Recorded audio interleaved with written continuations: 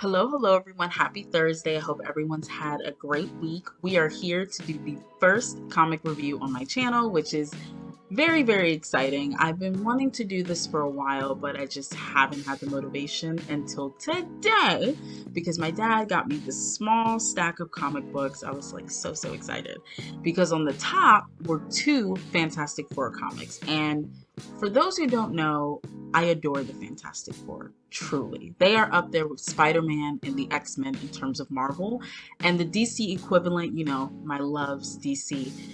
That is the equivalent of Justice League, everyone encapsulating that, Teen Titans, and so forth. So I was pumped, and it was a collector's item. It's a first issue, so I was like, I have to read it and I have to talk about it because I had so much fun reading this comic. So this is the Fantastic Five,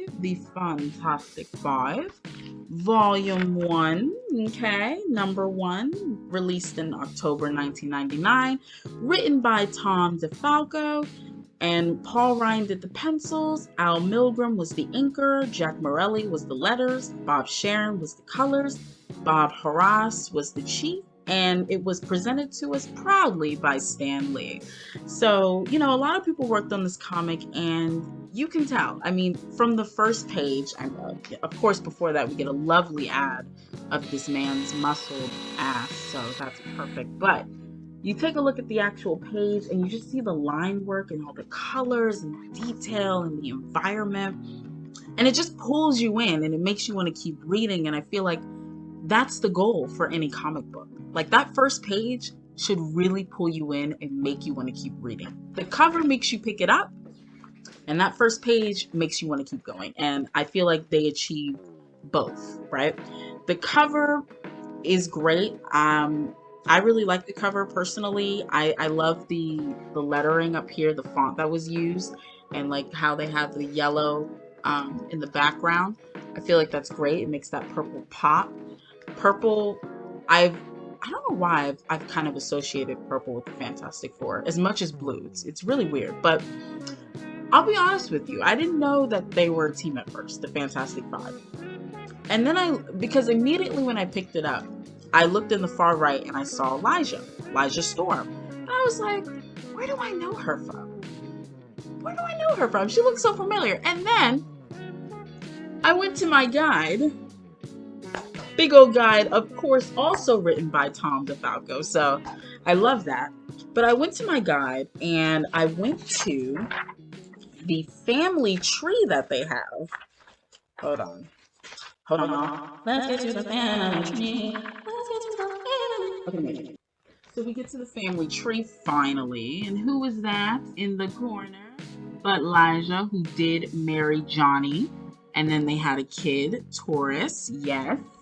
I was like, where do I know her from? And then it clicked immediately, and I grabbed the book and I was like, oh my God, this is great. So it was nice to see her actually in a comic because this was the only time that I had read about her in the Fantastic Four guide. Now, as far as the comic itself, like the story, it's nothing out of this world, but it was a very fun read. I mean, basically, the Fantastic Five in their first issue, they're fighting a smog creature created by this scientist who essentially just wanted a better social life. So he had a get quick rich scheme with the smog creature. That's basically it. So you can kind of grasp the depth that this story holds, but it's really fun. Like, for what it is, I feel like you'll have a good time.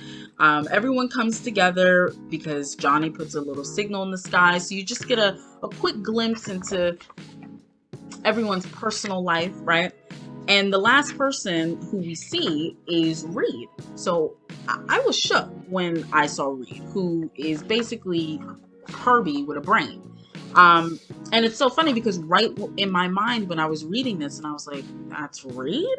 We had these lovely strangers give us a nice chunk worth of exposition. It was so funny. Like, we have the entire backstory of the Fantastic Four and how they came to be, and then how the Fantastic Five eventually comes to be.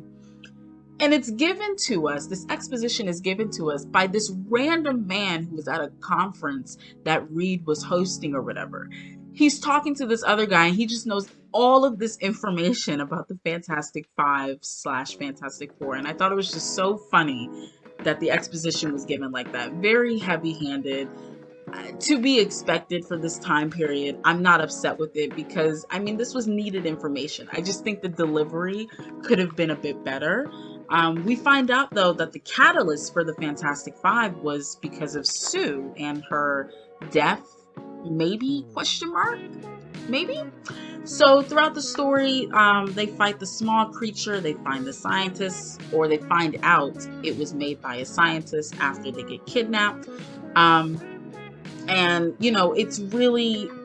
it's as on the nose as I'm explaining it. I really can't explain it any better. We end it though. We end the comic, right? So we get this final page because in order to escape the pods, Reed basically had to self-destruct. So he self-destructed and he had to create a new form, right? A new robotic form to put his brain in. So we get this last panel. You see his arm.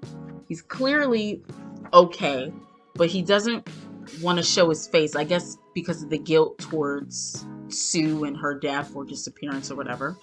Um, and he says the public may find him a bit discerning at first, my darling, but I'm sure that they'll eventually accept him. And he's talking about the new robot model that he built. And it's interesting that he said my darling as if to imply that Sue was there in the room. So I'm wondering if Sue, like, if she's in a vegetative state. I wonder if that's what happened. She's in a vegetative state and she can't move or do anything, but her brain is still intact. And maybe Reed is kind of projecting that into his new appearance by just having his brain be in a robot and just going everywhere or whatnot. Mind you, this came out forever ago, so this question has probably already been answered, but I haven't gotten the answer yet. So it'll be really exciting when I do. But I really don't have much more to say. The artwork is just gorgeous. I love the ads spaced out in between. It's like a little time capsule. It's great. It's really great. I feel like you'll finish this in 30 minutes. It's fun. It's a fun, simple read, and it makes you geared up for the next issue. So I would give this like an 8 out of 10. I would give it an 8 out of 10. Let me know if you've read this comic. What did you think? This is my first review, so I'm going to try to structure it a bit better going forward, but, I just wanted to give my quick thoughts and everything. Let me know what you guys think or don't, but thanks for listening. Thanks for watching, and I'll catch you guys later. Bye! Oh, and also, I love these ads. We have like 1,000 of these ads telling the kids to drink milk. So in the words of the Hulk, drink milk, kids.